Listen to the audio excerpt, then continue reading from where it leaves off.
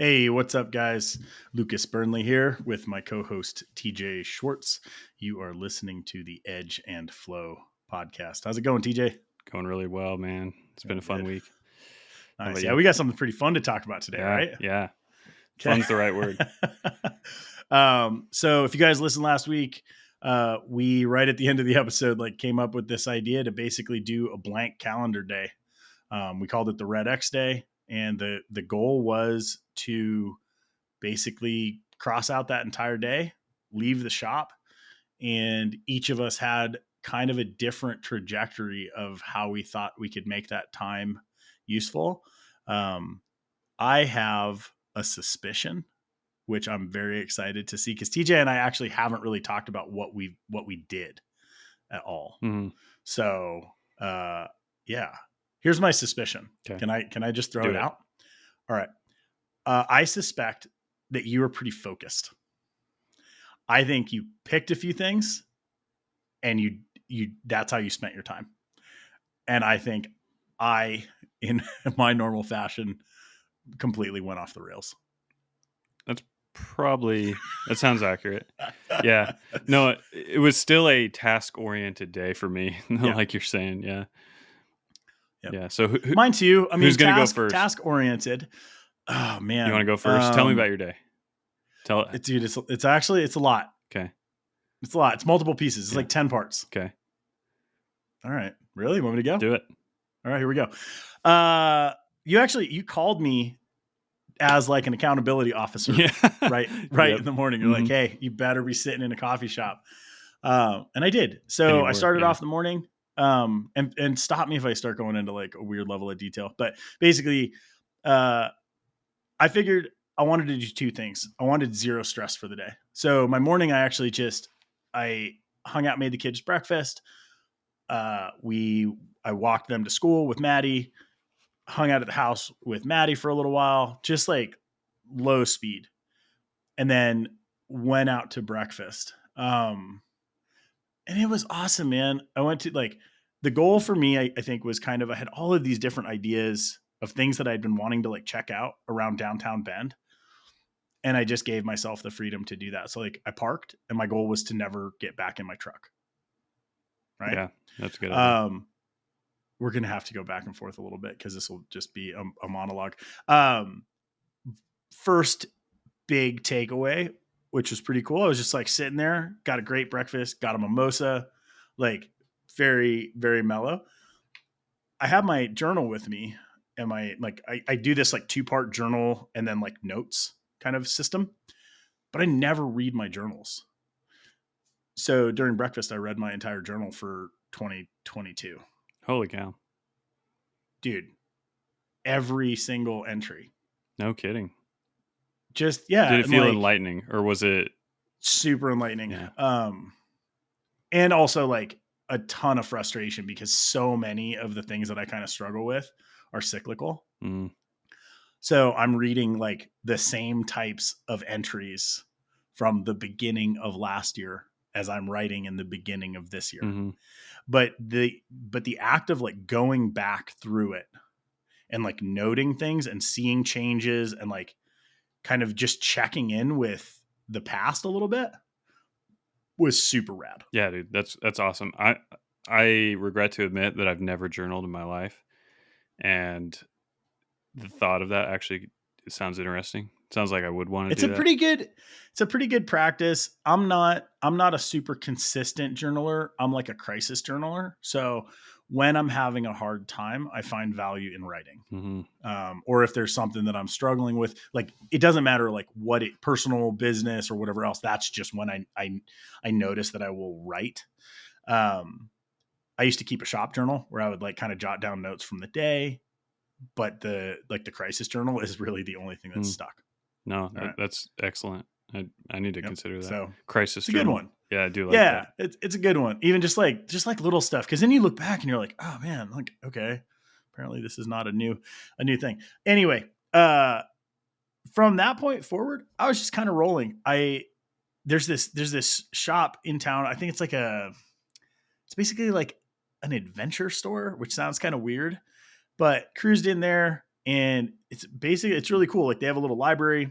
They're trying to set it up as a club. It's like an expedition club. So you can go in there and like research like trails, or like they've just got interesting books from around the world, Mm-hmm. right? Hung out there, bought a few things, and then rolled to a comic book shop. Oh, nice. Spent a bunch of time. I love the making of books. So, for instance, I bought a Art of Gears of War, just like big coffee table, Yeah. like inspirational Yeah. books, right? And this was cool, man, because normally I don't give myself the time really just to like exist in a space, and so like knowing that I just had this day of like the goal of kind of like loose creativity and inspiration, which I guess that's like the first thing to touch on, right? So what I wanted to connect with was that like I wanted to feel like creative energy and get some outside inspiration. You were looking for something maybe like a little bit different. I would say similar. There's a list of things that I've wanted to do for my business and like for things that are productive, but that it's like my production mind is telling me that that's not the most important thing. And Right. so it isn't, there are important things that I decided to do, but they're things I've been putting off, and that there is like this relief and like enjoyment factor in doing them, but it's not like direct, production output, uh, straight to, having a finished product kind of mentality. Right. It's more of like, what I did is I got up, kind of had a slower morning than usual, did hang out with the kids just a little bit. And then I wanted to do photography of knives, like out in the woods. And I mentioned this when we talked about it before, but I just wanted to go explore like 80% of the time, just look around, drive on a road I'd never driven on before, do that, and then take some pictures of knives because I like having, good quality pictures to share that aren't always just in my shop. Right. And so the only thing that caught me on this day that I wish I would have thought ahead of, was I looked at my inventory for like different scale and handle colors and like a few knives. And after we talked about doing the Red X day, and I was like, yeah, I'll just grab a few of those. I'll go up there. I'll switch a couple handle scales out, do a couple different colors. And then I finished a bunch of knives and shipped a bunch of stuff after we had talked. And then the morning of, I go to kind of get some stuff ready to go. And I'm like, I Uh, actually don't have, there's a few things that are like not quite finished.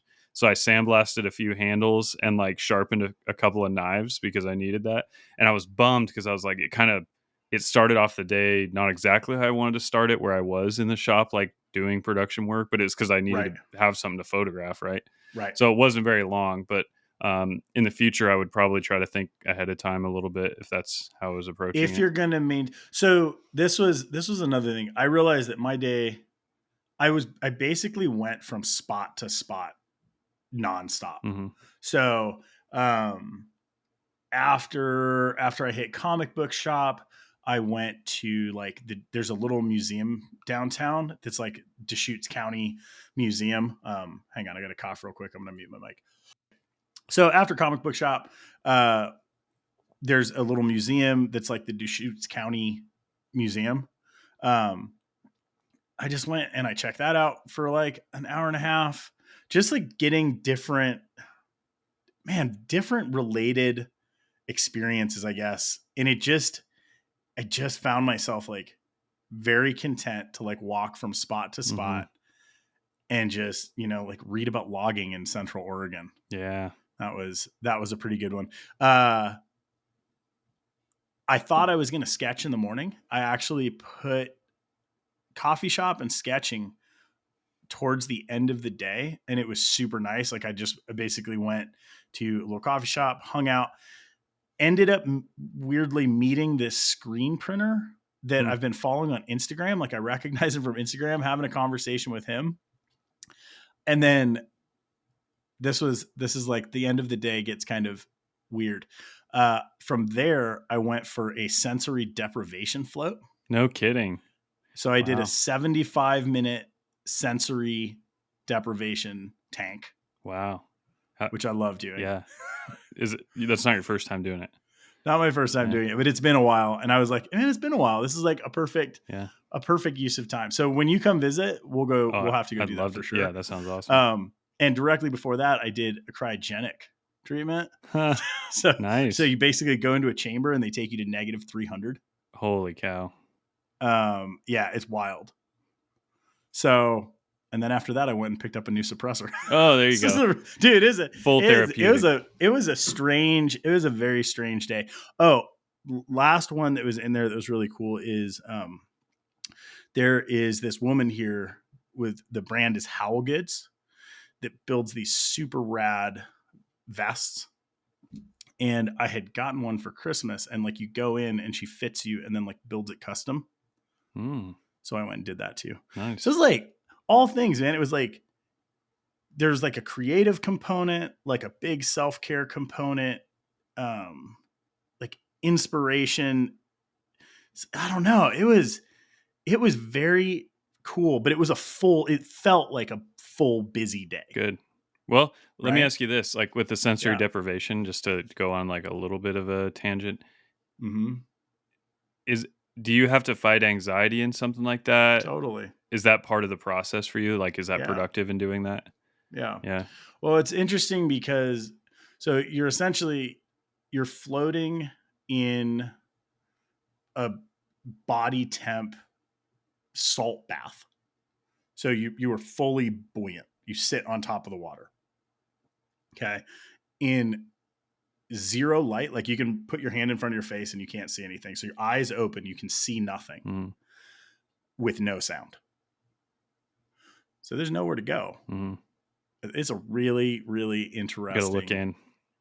It's the only place you can look. So, and I mean, really, it's like I find the value in it of just the practice of mindfulness. So, like as you're sitting there and your brain starts to like run rampant, and you realize like, oh hey, like, all right, that's like not what I'm doing right now. Like I'm just gonna like bring myself back to my breathing.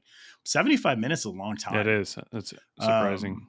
Is that a normal session that they would offer? 75 minutes is a normal session. I've done double sessions. Holy cow. Which I really like. And at a point, you don't fall asleep. No, space-time continuum stuff is weird, man. Yeah. Relativity. So it is when you have nothing to gauge time on, it gets strange. Dude, I got to try that. Okay. Got to try that. Yeah, I think you would really like it. Can a Red X day be done successfully as a group or as like two people? Like if we did it, if I was at your place or something. So that was actually one of the thoughts I had at breakfast, which was there's like variations on this theme, right? You could very easily do a buddy day. And I think there would be a huge amount of value in it with the right person. Yeah. Right. Yeah. So being able to just be like, hey, here's the deal. We're going to hang out today. We have no real purpose other than to just, I guess where I see like potential for change is like, I think the next time I do this, I might reduce the amount of kind of stops, like actually dig into a few things more. Like, and I didn't even, there's a bunch of art galleries downtown. I never set foot in an art gallery. I realized that like what I was looking for was like a little bit different.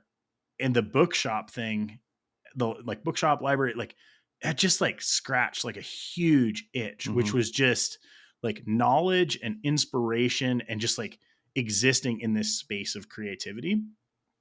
So I think if you were going to do like a buddy day, it would be that same thing. Like what is the focus? Is it going to be kind of a bunch of different venue changes?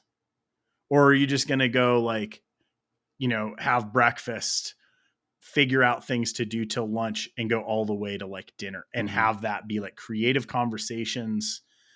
It can exist around work. It can exist around life, but really just no like overarching goal. Yeah. And try to ditch the small talk. So it's the kind of person that you're not putting on a facade, you know, like, yeah, you're not putting on a facade and you're not searching for conversation. Like you're going into this. Yeah. It's not a date. Realizing like, You're not trying to impress somebody or anything like that. Exactly. I think that would be kind of the key. And you're not trying to entertain somebody. Yeah, exactly.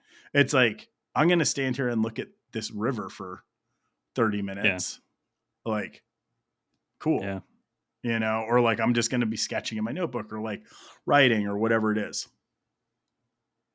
Yeah. So, it could work. Buddy day, definitely. We'll have to do that. Definitely. Agreed. Yeah. Well, I was having a good time, but then once I got up in the mountains, it was close. It was only like 30, 40 minutes. And, but I ran into a lot of snow. And really? Yeah. And I did realize there was a moment where I was like, I am alone and I am out of cell service. So I did find a point where I was like, this is as far as I'm going to go for those reasons. And so I did get to probably 2 feet of snow. And then the photography was a little harder than I thought it would be because of that snow. Because to get off of the road, like the creek looked beautiful. There's all these cool powdery, snow features and stuff. I was like, oh, that'd be cool to put a knife on that rock. But I'm like, I'm going to be burrowing my way down to that creek. And so I ended up taking some good pictures, and down lower where it had melted down a little bit, some good ones. But I kept reminding myself, I'm like, if I don't take that many pictures, it's okay. You know what I mean? Just let it go. Totally. And so that was kind of where I ended up, was actually just driving the Jeep in the snow and getting it covered in mud. And it was a great start. It was a road I'd never been up in an area I'd never been. So that was really productive, I think, from a standpoint of, just a release and like a little bit of quiet time. And I remember I was driving back down, and it was like letting myself be alone it happens every once in a while where I'm like, I have a lot of time in my own thoughts, like if I'm in the shop, right? But I'm using that time to think productively. Right. And so it doesn't really feel alone. You know what I mean? Because it's like I'm thinking about so many things that it's so active. Yeah. It's not like restorative. And I think that's the difference, right? Like anything you do as a profession, at the point where it's not a hobby, I think that it starts to lose some of that. And maybe that's not true for everybody, but I think that's why like shop time or like working on a car or like woodworking for so many people like is the release, because that is away from day to day obligations. It's away from the job. It's away from like the family. It's alone time, and it's creative. But I think once you start to like turn that into an occupation, I think it can change it a little bit. Yeah. Right. Because you're not just in the creative element or the flow state version of woodworking. You're like, oh man, like I need to change the filters on my dust collector and pay my taxes. Yeah. Right. There's another couple of layers to that. Yeah. A couple of layers. Yeah. I enjoyed it a lot. And like I said, just like going for a drive, I don't do it super often. So that was good. That's probably going to be one of my biggest components of doing these kinds of things is like, I've got a Jeep. I love Jeeps. I love driving, not even necessarily off road, but like just get up in the terrain a little bit. Just away, logging roads or whatever. Yeah, right? Exactly. Forest roads. Yeah. And I love off road too, but that's one thing I probably wouldn't do alone. I just have seen enough situations, go on a soul searching mission and get piled up somewhere. Probably not a good plan. I think that was one of the interesting takeaways for me was I actually spent a lot of time talking with people. And I'm kind of an introvert and I work by myself. I mean, I work with my wife, but like even day to day, like I'm downstairs, she's upstairs in the shop mostly. Right. I just noticed that when I didn't have the time constraint, like every shop I went into, I ended up having like a really nice conversation that went much longer than it would have otherwise. It almost, we talked about this a little bit when we went to Blade Show last year, which was, I think because I didn't have my booth and I wasn't doing sales, I just spent like probably 3 or 4 times talking to any given person. That's really cool. That's good. Slowing it down. Yeah. Looking at people. I didn't realize that I needed it either, but apparently I did because I really enjoyed it. Well, I had an interesting experience like that, on Red X Day, but it wasn't conversation. It was a little different. So I went to a coffee shop after I came back down from the mountains. I was like, had my sketchbook with me. I'm like, I'm just going to sketch, see what comes out of it. And I went and got a coffee and I got a cinnamon roll, which I'm usually trying to stay, like sugar is just not good for my metabolism, but I'm like, you know what? Today's the day I'm going to have a cinnamon Today. roll. So I get a coffee and a cinnamon roll and I go sit down and it's like empty. The coffee shop's empty and it's a really cool, neat environment. But then a couple of ladies come in that I could tell they weren't like really close friends. Like maybe they, I don't know, were like it almost had like a pen pal kind of feel, or like maybe they, I don't know. But they walk in and they sit right next to me, and I was like kind of bummed at first Yeah. because I was like, it's an empty coffee shop. I'm about to sketch. I'm Like, trying to enjoy this like peace and quiet, and they sit right next to me. I was like, okay, whatever. I'll just tune it out. And then they started talking, and it's gonna sound weird, like I was eavesdropping or something, but they sat right next to me and like started having a conversation, and it was interesting. And I knew they didn't know each other that well because the questions they were asking each other. It was like maybe that book club. I don't know what the premise was huh. for them meeting up, but they started talking about almost immediately about they're old enough where like not long ago they'd both experienced like the death of their parents, Okay. and that was what they talked about for like the whole hour was like that experience of like losing both of their parents. And I Huh. was sitting there like sketching and obviously hearing what they're saying and like internalizing it, and it's like two women that are at a stage in their life where that's like a normal conversation, but like Right. I would never have that conversation, I guess, in a normal situation. And they were very like transparent. It was kind of interesting, and I kind of zoned out like listening to that conversation, and it was like you said, I mean, you never really sit down in a coffee shop and just like listen to the sound around you. Usually you're like, Right. get my coffee, get my computer out, like get back Yeah. in the car, whatever. Yeah. And Or like throw on headphones yeah, or yeah. and so I found that like tuning it out was not the right thing. And it's like, Yep. again, they weren't trying to. I wasn't like leaning over the table trying to pick up Yeah. on what Yeah. they Totally. were saying, but it was interesting to just absorb that perspective that they had and that stage of their life. It's funny. I wasn't gonna mention. I didn't find it like super relevant, but I actually had very similar experience. Mm-hmm. So I went to this restaurant Rome, which I'd never been into. It's attached to the Oxford Hotel, which is super rad. I was the first person in, and I like got a corner seat by the window so I could like people watch. The only other people that came in the whole time I was there was this group of women that was maybe like 50 at the youngest to like 70. Mm-hmm. And they were there the whole time I was there. And like I was probably there close to 2 hours because nobody ever came. And I was just like thoroughly enjoying myself and like reading. Um, and just the same thing, like little blips of their conversation would like pop in. And one that I kind of just overheard was them talking about their sons, and like one of their sons had like brought all of his friends back to the house to, like from out of town to go skiing. And the women were like, "Oh, what?" And she's like, "Yeah, I rented an Airbnb. I'm just like letting them stay in the house." And it was just interesting the thought processes that went around it. And then one of them said, "Yeah, but he's not going to ask for your help forever. You're in this like super unique position where you can provide him and his friends like an amazing time, and like that's limited." Mm-hmm. And I just remember kind of thinking like, oh, that's like a cool insight from a mom of like why you're letting your son and all his buddies like take over your house, and like why you would go to like a hotel. Mm-hmm. She's like, yeah, I didn't want to be on top, and like having them like in the house. She said, I forget what they had like a term for it that was pretty interesting, which was like man prepping. And she's like, yeah, like I removed, like I pulled some like art and vases, and I pulled some pillows off the couches, just like getting so they don't have to deal with it. And I thought that was like such an Yeah. interesting process. Yeah. But yeah, that situational like that just like situational noise, but where you hear something interesting and you can kind of focus in on Yeah. it. That's pretty cool. Yeah. Yeah. I Kind of. don't know what purpose It, it it serves, but it was it's a mindfulness thing. It's just like tuned in. You're not yeah, like going through a blur of reality. It's like you're actually there.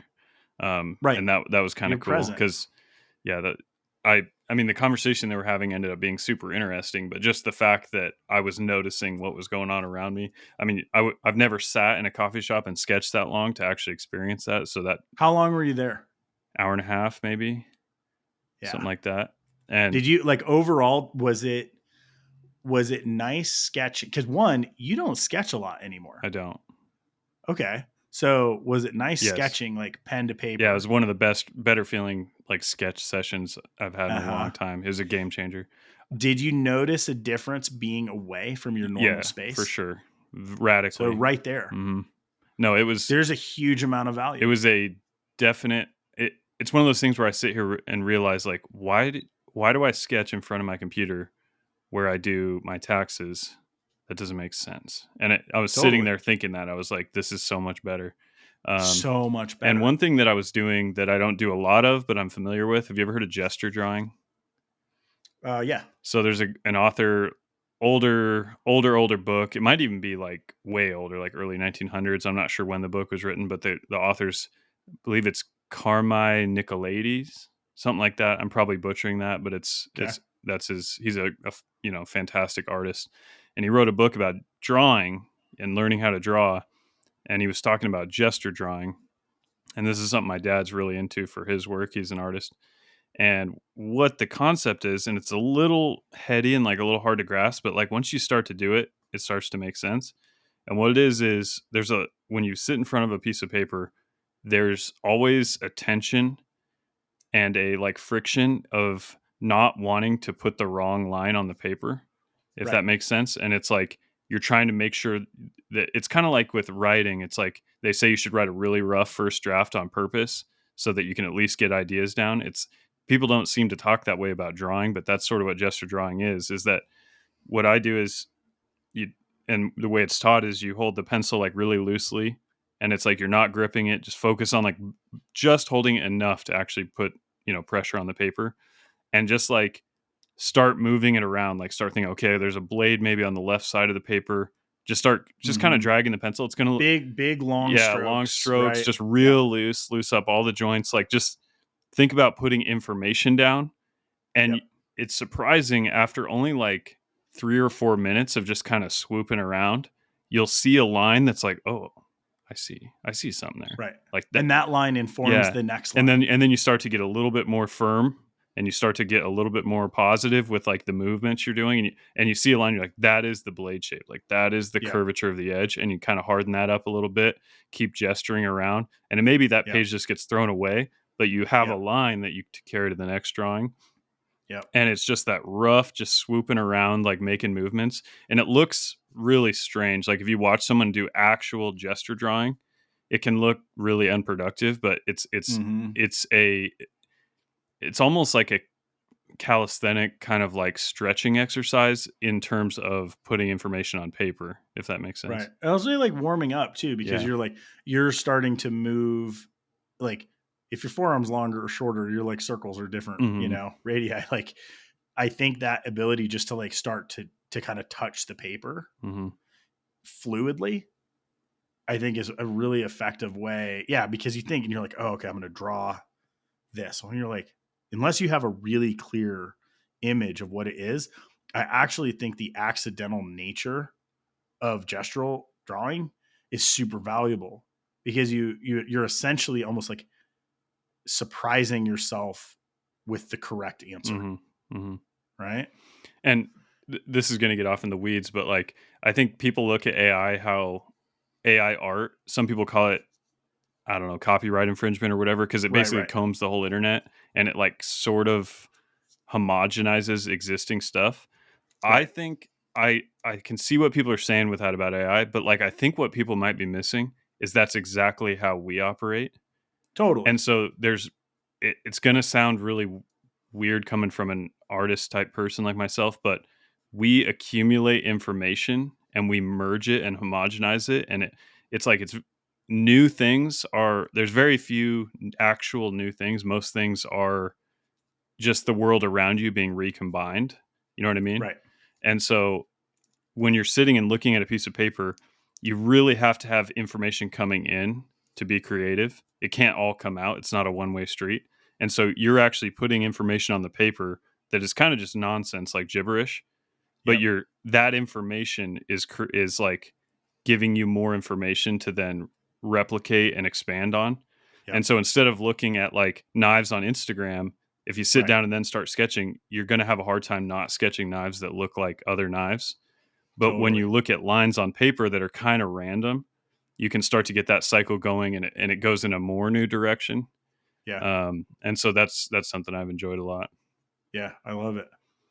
But that's very good. All right. So so you took off in the morning, you went up to the mountains. So one thing, you did the photography thing, which was kind of a goal, right? mm-hmm. And that was based in the fact that last year you did a bunch of trips, you took a camera with you, and you found yourself like not wanting to actually bring it out mm-hmm. because it would take you out of the trip itself. Mm-hmm. So this was like separating that version, but you still got the value of being like out and away mm-hmm. in the woods, out driving. Mm-hmm. Right. Yeah. Then you went to coffee. So for you, what happened after that? Like, what time is this? So I probably spent 4 hours like driving out into the mountains, taking pictures, looking around, coming back, and then probably an hour and a half, maybe a little more in the coffee shop. And then I came back, and honestly, it kind of tailed off after that. I didn't do too much in terms of the Red X day after that. So it's probably like maybe 3:00 I got home. So it was like a 6. What did you do after that time? Did you go into work? Or No, I didn't go into work. I think I just kind of Okay. came home and like was back with the family. I don't. Yep. Yeah. Well, and I think that was like one of the interesting things about this. And it's so silly because it's like, oh, you had a day off. Like, great. It's like a day off with some focus, with some purpose. Yeah. With some purpose. But it's loose, right? It's gestural. It's a gesture drawing of a day. Yeah. I know kind of this. I'm going to start moving. Mm-hmm. When I went downtown, I did not know where my day was going to take me. Mm-hmm. It was super organic once I started rolling. Yeah. And that was what was interesting to me. I think I overplanned my day. I do think that. So I think next time I would go a little more open-ended. Yeah, probably. Keep it well, and it's interesting because like my gut was like the next one that I do, I might go a little bit more focused. But this one, I realized I had so much like bottled up. Like, oh, I want to go check out this design store. Like, a friend's got a clothing store downtown. I want to like check that out. And like, I'm going to go hang out by the river. Never made it to the river fully. But what I realized is like, I just needed a day where I kind of felt like I was in a city. Mm-hmm.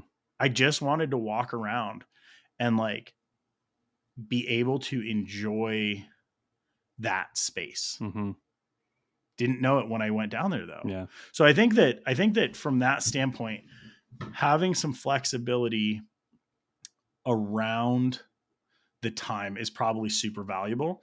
And maybe it's like all scheduling where it's like, okay, I know I'm going to do these 2 things or 3 things, and then everything else is kind of open-ended. The fact that I made the goal of not getting back in my truck, I think made my day much more interesting. Because had I allowed myself to get into the truck, I think I would have overthought where I was going next. Yeah. Like, I went to an art supply store. I guess that was actually my first stop. So like started walking, and we've got a friend who has this Lair art supply, like walked in and just like looked around, bought some pencils, like hung out for a minute. Mm-hmm. Just that kind of flow, man, it felt so good. Mm-hmm. Yeah. It was super, super good. It's almost like retire for a day. Yeah. In some ways. Interest-based exploration. Yeah. And I'm a creature of habit. I could literally do the exact same day and I would be psyched. Mm-hmm. Because everywhere I went, there's enough variation in kind of what that space is that it would feel familiar. It would feel satisfying. I would have different conversations, but the overall flow was good. The one thing that I did notice is, so I probably ended up at home probably like closing on 6:00. Mm-hmm. And Maddie was actually like, "Oh, you're home early."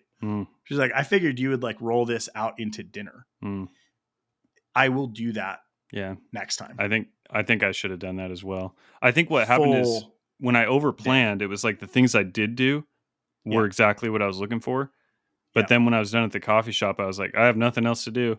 And I should have probably just said, what's down the street? What's around the corner? So you know what I mean? That I think is where it gets really interesting. Is like having to find something to do with your time that was not scheduled and is not productive. You know, like guaranteed there's something in your town that you're just like, oh, antique shop or bookstore or whatever it is. There's something there that you haven't spent time with. Yeah, no, for sure. Yeah, that's so I'm really liking this idea, like this strategy of we're talking once a month having a day like this. And I think throughout the day when I was out there, I was thinking like this is an imperative. Like now that I've kind of thought of what this could produce for me as far as just like some mental stability and stuff, and I right now I don't have any feelings of burnout, and it doesn't seem like it's coming like immediately, but I'm familiar enough with what that feels like from the past other experiences that I've had that I'm like, I do need to think about a maintenance program to keep that from happening. And this is a program like that. I do have to say one thing. Yeah. You and I are out of touch, dude. Yeah. We scheduled it on Tuesday and we were like telling everybody that's listening to this that they should do it too. Dude, Monday was President's Day. I know. This is being self-employed, man. I know. I was like, it wasn't until Monday that I'm like, tomorrow we did Red X Day, and today not everybody, a lot of people have the day off. Before everybody has the day off. Geez. Yeah. Well, and that's another one is like figuring out, dude, it can be half a day. It can be an hour. One realization that I had instantly was like, I sent Maddie a message and I was like, we need to schedule one of these for you like as soon as I told Becca the same thing. She needs to do it. Yeah. You know, because it's just that man, unfettered kind of like freedom to wander, like in a certain way, like you don't get like a ton of that as an adult.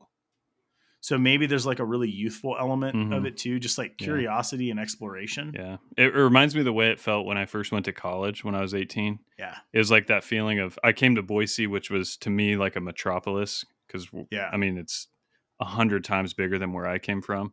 And it was like, holy cow, I can walk down the street and store, like there's open places to walk into after 7:00. I can't believe it, and there's things I can do that I haven't ever seen before. It just felt so weird.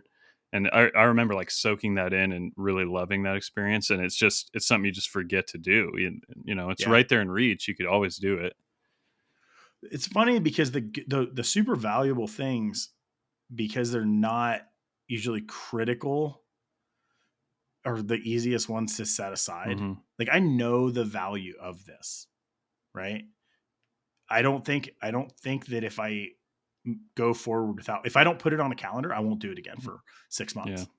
So my plan is I'm going to do this once a month. Just that's cost of doing business, I think. Yeah. And what those days are, I think will change. And I think at a point I will look for different variations on it. But I think what I'm seeing is inside of the business, there's probably some areas that can be treated in a similar way.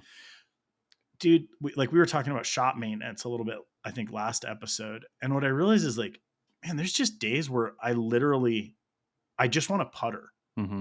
I want to be in my shop. I want to like think about building a tooling arm rack and like have the space to do it. Some of those start to get into longer timelines. So I think I'm going to try to schedule like a week block of time where I'm in the shop, but I'm not working. I'm working on the shop. It's easier than trying to like fit it into a weekend. For sure. And if it's on the schedule, it can be planned for, supplies can be purchased. It's just a different, it's non-reactive. You bring up a good point because I think this feeling of wander that you're talking about, normally, like when I didn't have kids, the weekends I could do quite a bit of wandering and like it felt pretty good. But the problem it's not a problem. It's just a dimension of having kids is that if I were to like wander around and soul search on a Saturday, I Yep. don't think I'd be able to shake at least some guilt that it's Totally. like for my wife, like she's a stay-at-home mom, so it's like her weekend is like important to her because then I help, you know what I mean? And Yep. it's like if I'm like, "Hey, I'm going to go soul search," like even if Yep. she gives me the A-okay, which I know she would from time to time, it's like Yep. I don't think that I could get away from the guilt of like I'm Yep. leaving her with this. Totally. And so that's where I think like it being a business day because it's expected that I'm going to work this day, but this is Right. what the work is. Again, what Right. is work? What is work? Yeah, it is work. I think we Yeah. have to treat it like Oh, that. I, Yeah. I actually, I actually think that this is probably. I feel like there's it's in a way it's like a high level of work because it's not something that is always afforded to you in any given job. Hmm. These are like executive level days essentially. So you're either going to create that space around your job, or if you're self-employed, you're basically going to have to justify that time away from like making money, Hmm.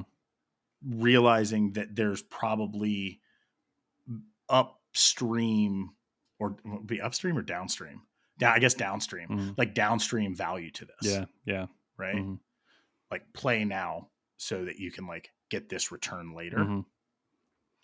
I don't know, man. So I think, yeah, go ahead. if we're gonna schedule this, how do we want to Yep. do it? Like, how far out should we schedule? Because I want to do it once a month.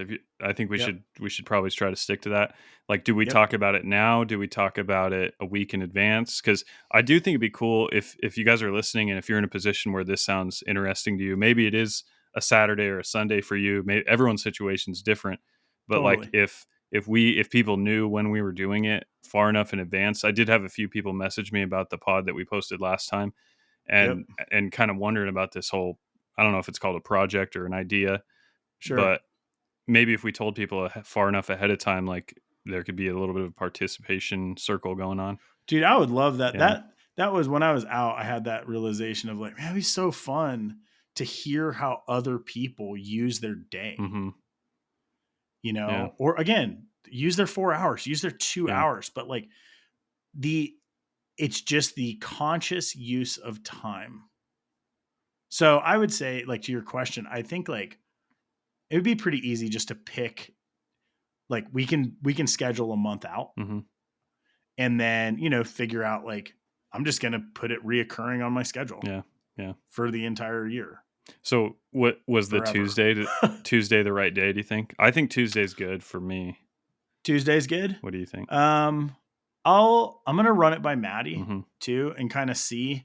'Cause there's another thought too, which is like, do you want to front load your week? I will give a potential, not a negative, but an interesting side effect of this. Okay.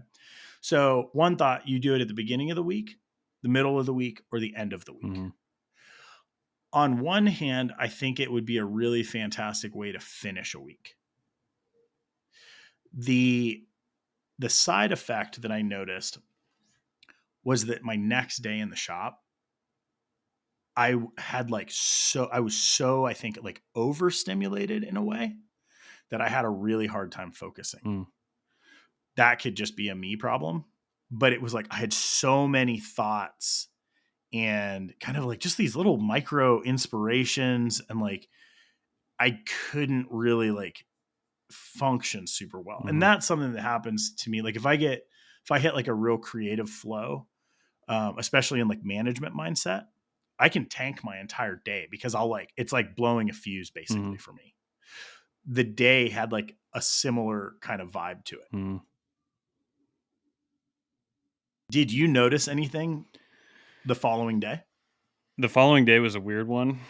It Okay. was it was a 14-hour day of running around all over the place. So it wasn't like productivity wise. I had to sit down and act right and focus on a project because I had to drive around. I was like, I had to pick up a bunch of knives from Heat Treat, ship a bunch of knives to bevel grinding. I had 10 high school kids come tour my shop.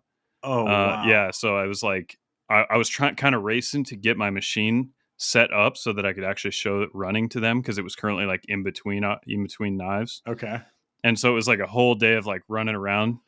It's a lot. And it was a lot, but it was exhausting, but it was a fun day. But I can't tell you for sure if it affected me, because that day was so out of the ordinary Right. that Yeah. it wasn't a normal day anyway. So, but the only thing I Any had potential interns? Yeah, dude. Actually, one of the kids he had 4 knives on him, and like he had a balisong, surprise, surprise. He had a karambit. He had all these knives, and he was showing me all his knives, and he's like, "Hey, man, like, is there any way I could work for you this summer? I'll give you an apprentice or something." And got his phone number, talked to him a little bit. So that was really cool, and he lives right here in town. So yeah, that was great. We'll have to pull on that thread maybe another time, but for sure. But yeah, for me though, the Tuesday thing is interesting because I like coming in on Monday and hitting it hard to put out. Like, I usually have a handful of emails, handful of phone calls, handful of things to patch up like on a Monday. So Monday, there's too much stuff I'd have to let simmer to like walk away on a Monday. But I like for me, the beginning of the week sounds good. I don't know why, but I don't care. Like, we could experiment. We'll figure it out. Yeah, maybe that's it. Maybe for a while, just kind of like rolling like some different options. Yeah. And also it matters like family structure. Like, how does that work? So mid to late month, March, sometime between like the 14th and basically a month from right now. Yeah, let's do it. I think that's a pretty fun. Let's do it. If this is the kind of thing, like if we figure out how to do like a Patreon or something, maybe this is something that we like roll into that. Yeah. I'm just so curious, like if other people would find as much value. Yeah. Like, man, just that ability. I posted one picture of photography that I took, and I think I got 3 DMs of people saying, "Did you take that on Red X Day?" Oh yeah. So there was anybody out there listening, like, if this is interesting to you, let us know, because we think it could be a cool community. Yeah. What a great tie-in and way to interact with people too. Like having some conversations around like creating space in your life. Slowing down. So I do really think the idea of doing this with another person on occasion would be incredibly valuable. Yeah. Like I've got a few people where I'm like, man, yeah, I would love to spend a day doing this and just like wandering around and like having conversations. When, like when Jens was here, that's essentially like what we did for a weekend. We just kind of like drove around, drank beer, went and kind of like saw things.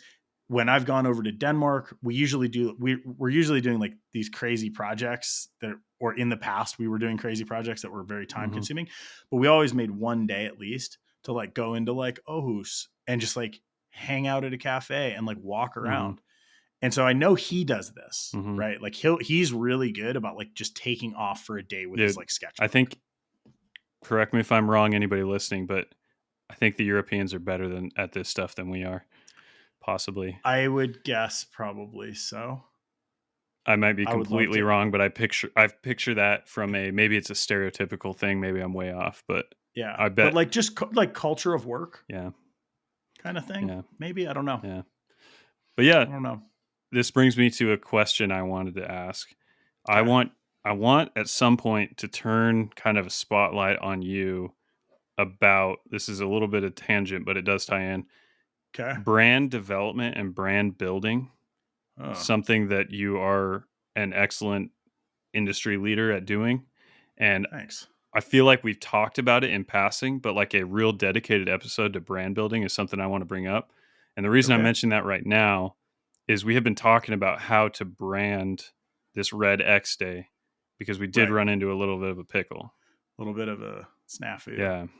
Yeah. So basically we found Red X Day when the idea for us was just like marking a red X on a calendar. It's like pretty very literal, logical. Yeah. Very literal. Yeah. But there's the End It movement, which is basically Red X Day, and it's to end like human trafficking and modern slavery. Yeah. And so neither of us want to like step on that or like have any confusion around that.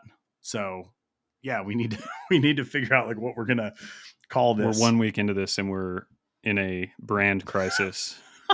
So well, and like I don't know. Maybe the crisis is that I try to turn everything into a brand. Like, it's just the way my brain works. Right. Well, I mean, I do like the sound and the feel of this being a community effort, and like Same. there's got to be something that is, whether it's like a hashtag or something that like indicates its unity, I guess. And Red X Day sounded real good, right out the gate. But Real like good. you said, a quick Google search turned up that is kind of a minefield to. Well, and maybe that right there is like the first part of this larger conversation, right? Which is brands are better when they're community, like either community driven, community engaged, like the ability to like create something that is positive when you are also looking at something as a business. I think maybe it's more common now, but like the two things I don't think have always been aligned. And being in the knife industry at this point, for as long as I have, like, dude, there's not a lot of conversations around like mental health. Like our industry is not like, advancing, mental health for like small business owners or like craftspeople or anything else. And like, it's real. Taking a day off once a month or once every couple months and acknowledging like the value of it, maybe that is something that can be given back. That's a positive. Yeah. Oh, for sure. That would be pretty cool. Yeah. So anybody listening to this that thinks this sounds interesting, exciting to you, we'd love to hear about it. And we do have an open-ended question of if we're going to unify this into some phrasing or some whatever, maybe a little input from you guys would be helpful in that department. But overall, it's kind of just an idea, It's just kind of a blanket statement that like one day a month is a possible maintenance program for the human mind. You know what I mean? Yes. So, dude, I love it. Man, that's probably so far, that's one of my favorite things that's come out of this podcast. Yeah, for sure. And it was within a 1 week cycle. Like it popped up in conversation organically. Yeah. And within 1 week, we'd acted on it and found value in it. Yeah, it was your idea. So I'll credit you with that. I remember you holding your arms up. I don't remember. You guys couldn't see the video, but you did Red X Day. Just a red X, you know what I mean? So, yeah. Dude, it's funny. Yeah, well, I would like to swing it. I think there's a point where, like, not to get too far off in the weeds, but like we put such an emphasis on like work and money making and like brand building. Man, I actually like, like I see success as like the ability to swing it back the other way. Yeah. Like we're talking about 1 day of like charging our creative tanks and like giving ourselves like a mental break from just like the day to day of work. That's probably way off. You know what I mean? I would like to think that as I like get older, maybe those days start to shift like a little bit the other direction. Yeah. Like, all right, today's a work day. Yeah. And it ties in. I mean, it's exactly what we talked about last week is the maintenance on my compressor. Yeah. Was a triggering moment because I tried to fit it into the margins of my other work. Yeah. And it's like the maintenance of my mind has equally been put in the margins. Yeah. And it's like, you got to, fix the things that are broken. You got to work on things to prevent them from getting broken. And everyone knows that, with a piece of equipment, but with your mind, that's every bit a mechanical device. You know what I mean? Well, and tell me a piece of equipment that's more important. Yeah, exactly. Like your business doesn't run without you. Yep. I mean, until it does, I guess, but neither one of us are there. Yeah. So here's a question. I actually had a weird spike of anxiety the day, like, I can't remember if it was like the day before or like the morning, like when I was leaving, I think I was actually anxious about what I was going to accomplish. And I had to like put it in check because I was like, in no way is that like the metric of what today is supposed to be. Did you have anything like that? Not right when I left, but I did feel that there was a moment where I was up there and like I said, I got into more snow than I was kind of hoping for. Right. Yeah. And I got to where I was like, I'm not going to take any pictures up here. Like there's too much direct sunlight on this snow. And I started to think in that way. And I was like, same with you. I had to like check that and think about it Yeah. and be like, that's not the reason to be here. That's not the reason. So just take it easy. And what happened is I actually did find good places to take photos once I just kind of like let go of the pressure to do it, I guess. But yeah, the anxiety wants to creep in, it's like it keeps coming. It's pretty, brains are funny, man. What about, since I think a lot of this kind of actually started around design conversation, like that was my primary thing was like, I want to go to a cafe and just sketch and like hang out. And I did very little of it, but I drew a knife I'd never drawn before. Mm. And I probably sketched for 25 minutes, but like the input through the day was, I think, different enough that when I sat down and started sketching, like it just wasn't my normal headspace. Mm-hmm. Anything like that for you? Like Um, what you were drawing, is it in line with what you're designing, or was it no, different? it felt pretty fresh. I would say like it felt like I had different inputs and I was being creatively different. I mean, at least that was the sensation.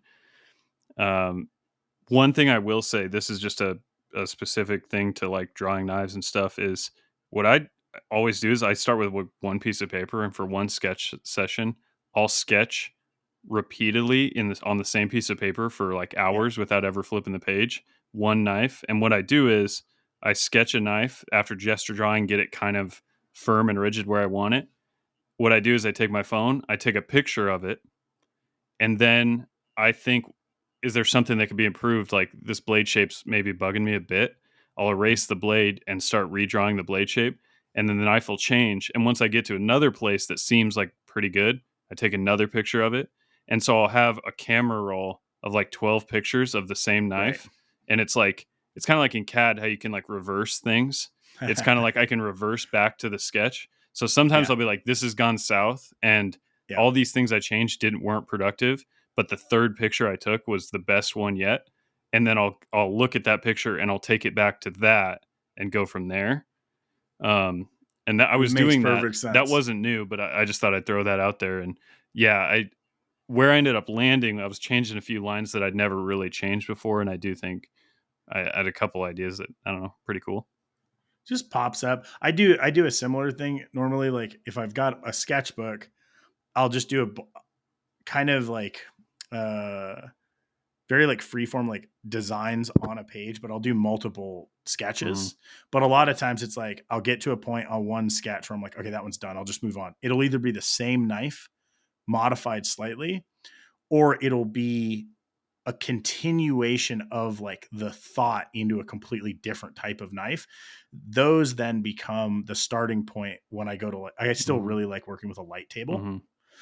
but I do that same thing. It's like I don't want to this one it's a finished concept for where it's at, and I want to keep that information. Mhm. Then I throw another page on top, resketch it, make the changes to that next Yeah. page. I like your phone method. That makes a lot of sense because you just need some kind of visual Yeah. reference of like what it looked Yeah, like. because sometimes you think this would look better with this blade shape, possibly, but you're Yeah. worried that it actually might not. And so you take the Yeah. picture first, then you put the blade shape on it. Maybe you love it, maybe you hate it, but at least you Yeah. have a record. And the thing Yeah. is, I always go, once I have a sketch I like, I go to CAD. So I can just take the Right. picture into CAD and go from that. So, like, having it chronological in my phone is a good way just to grab it and go. Yeah. Kind It's of a perfect. catalog of one sketch. So what is something that you would do next month? Next month, it'll depend a little bit on the weather, because Sure. I do want to go for like a little more of a hike, but Okay. that's a little open ended. You know what I mean? So that's a question too on like variations of days. Hmm. So obviously like taking a day off and like going and doing something that you enjoy, ton of value in it. Hmm. Is there a structure around this where there's something that you're trying to create or access? Like I thought I was like, oh, I could like go out to the shooting range and like hang out and like that would be really nice. And I realized I was like, it doesn't fit with what I'm actually doing today. Hmm. So I think for me, the I think my initial structure is going to be kind of around exploration of place, but kind of contained. So like, I don't know, maybe I go to like Redmond, or on a long shot, like maybe I go up to Portland, you know, because there's different, like, just being in that museum was so good because it was slow. You know where I want to go? Where? There's a place called the Warhawk Air Museum in Nampa. It's between me and Boise, 20-30 minute drive. They have World War II airplanes.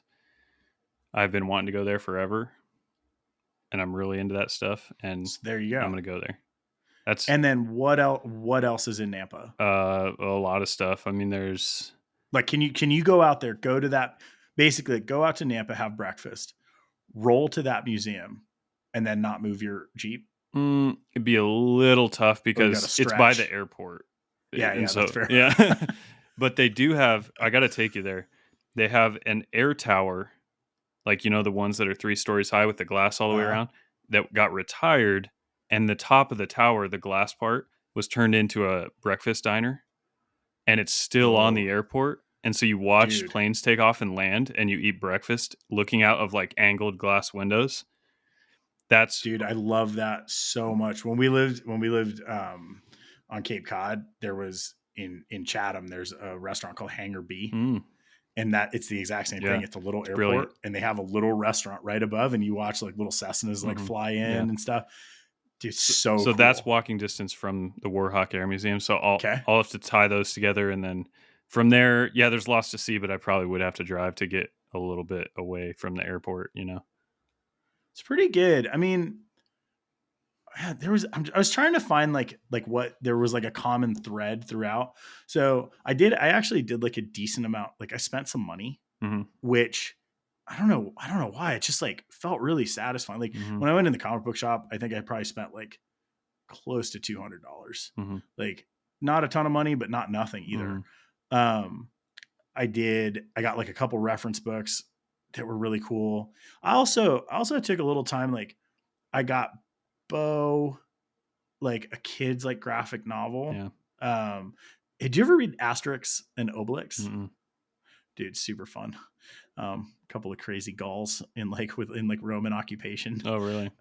Pretty cool. Yeah. And then I went to check out, there's this Outside in Bend shop that a woman I surf with owns.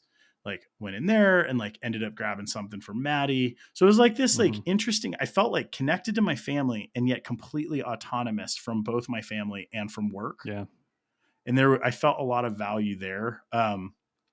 Going to see Alicia at Howl and then ending up at my buddy's gun shop had like a very similar feel, where it was like, I spent a bunch of time talking with him and just like kind of hanging out, but then also like spending some money in someone else's business. And I really liked that. Yeah. Well, retail therapy is one of the things that like it can be taken to absurdity, but there is something about like you hold on really tight to your cash, and like there's things that it's $10, big deal. Totally. But you're like when you're in that like rigid mindset of day to day, it's like, I'm not a child. I'm not going to buy that. Like that doesn't make any sense. But on a day like what we're talking about, it's like the release of like, if I was 16 years old and I saw that like Zippo lighter that's got this weird logo, or like, you know, I would have bought it. And I have become too mature to be into buying those things, but I still see it. And my kid inside still is like, that's freaking cool, you know? And those are the things like I bought at the, I forget what it's called, man. I'll have to figure it out. The Explorers Depot here. I bought like an Oxford pennant that says "Do right and fear no man" because it was cool. You know, it's like $20. And I bought an Opinel mushroom knife. It was like $20, but they made me happy. Yeah. And it's like stuff for the shop and something to remember that day. The other thing is like I spent a lot of time working service industry. I tip really well. I have always tipped well. I just noticed that like I was tipping very well. Yeah. So I'm going to actually like integrate that. Like my breakfast was $30 and maybe I tipped $20. Maybe there could be times where generosity is like a focus. I think that's actually one of the threads in there is like, I'm being generous with myself. Like, how can I be generous to others during this day? Like, so basically like you're leaving a wake of like positivity. Yeah. Yeah. That's pretty fun. I like it. It's pretty good. Well, all right. We did it. I hope you guys enjoy this thought, this idea, this vision. We're going to talk this week. Maybe by next week we have a date. That way people could then theoretically possibly participate either on the day or try to, follow it up in the weekend or whatever it might be. And yeah, if you guys want to catch in next week, I want to ask you about brand building. Okay. So that's what we're going to talk next week. That's piquing my interest big time. And thanks. All right. While you're on the spot then, so for me, like, I think brand building is so like integral to kind of like who I am and how I work. Mm-hmm. So the trade-off here is that I want to do the same type of episode with you and your philosophy around robust CAD design and process. Are you game for that? I'm game. Okay. So then maybe we have like a couple episodes laid out. Yeah. So sweet. Kind of like two one-sided episodes. Two one-sided episodes. More investigative, like interrogation, so get ready. You know what's fun too is like we've never like interviewed anybody or anything. So maybe this will be like a fun practice, to interview and see if we can actually do it in an interesting way. Yeah. Sounds good. All right. Sweet. All right. Thanks for listening, guys. Leave us a review. Let us know if you did a Red X day with us. Yep. Or if you're interested in doing it. And we'll catch you next episode. Peace. Later.